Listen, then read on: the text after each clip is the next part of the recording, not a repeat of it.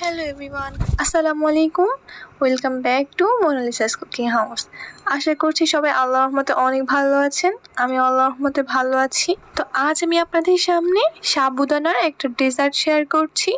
একে তো রমজান মাস চলছে আর প্রচণ্ড গরমও কিন্তু পড়েছে, তাই ইফতারের টাইমে খাবার টেবিলে যদি এরকম ডেজার্ট সার্ভ করেন, পরিবারের ছোট বড় সবাই অনেক বেশি পছন্দ করবে। রেসিপি শুরুর আগে সবার কাছে আমার একটা রিকোয়েস্ট, যারা এখনো পর্যন্ত আমার চ্যানেল সাবস্ক্রাইব আর ফেসবুক পেজ ফলো করেননি, সাবস্ক্রাইব অ্যান্ড ফলো দিয়ে আমার সাথেই থাকবেন। তো আর কথা না বাড়িয়ে আমি চলে যাচ্ছি রেসিপিতে।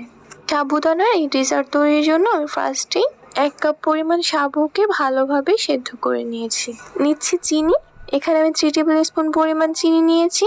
আপনারা চাইলে আপনাদের টেস্ট অনুযায়ী চিনির পরিমাণটা কম বেশি করে নিতে পারেন। নিচ্ছি অরেঞ্জ, নিচ্ছি আঙ্গুর। আমি এভাবে আঙ্গুরগুলোকে স্লাইস করে কেটে নিয়েছি তরমুজ।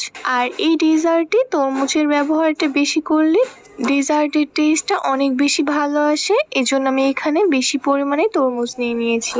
এখন একটা বাটি নিয়েছি আর এর মধ্যে সেদ্ধ করে নেওয়া সাবুদানাকে ঢেলে নিচ্ছি।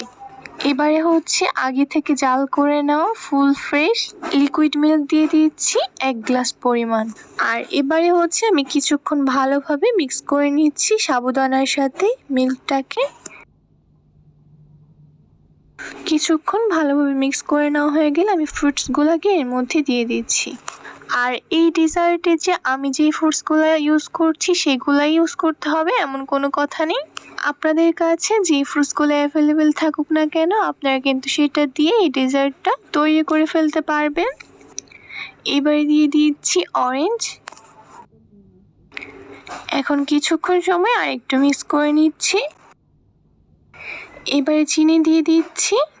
এখন চিনিটা গলে যাওয়া পর্যন্ত আমি কিছুক্ষণ পর্যন্ত এভাবে গলিয়ে নিচ্ছি।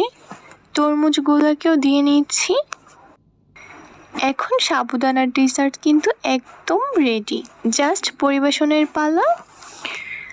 আশা করছি আমার আজকে এই সাবুদানার ডেজার্টটি আপনাদের সবার অনেক ভালো লেগেছে। যদি একটু ভালো লেগে থাকে একটি লাইক দিতে ভুলবেন না, আর ফ্রেন্ডস অ্যান্ড ফ্যামিলির সাথে শেয়ার করে দিবেন। আর আমার আজকের রেসিপিটি কেমন লেগেছে সেটা কিন্তু অবশ্যই কমেন্ট সেকশনে জানাবেন। এরকম আর মজার রেসিপি পেতে আমার চ্যানেল সাবস্ক্রাইব আর ফেসবুক পেজ ফলো দিয়ে আমার পাশেই থাকবেন। আবারও দেখা হবে ভিন্ন কোনো রেসিপি নিয়ে। সে পর্যন্ত সবাই অনেক ভালো থাকুন, সুস্থ থাকুন। পরবর্তী রেসিপি দেখার আমন্ত্রণ জানিয়ে আমি আজকের মতো এখানেই বিদায় জানাচ্ছি। আল্লাহ হাফেজ।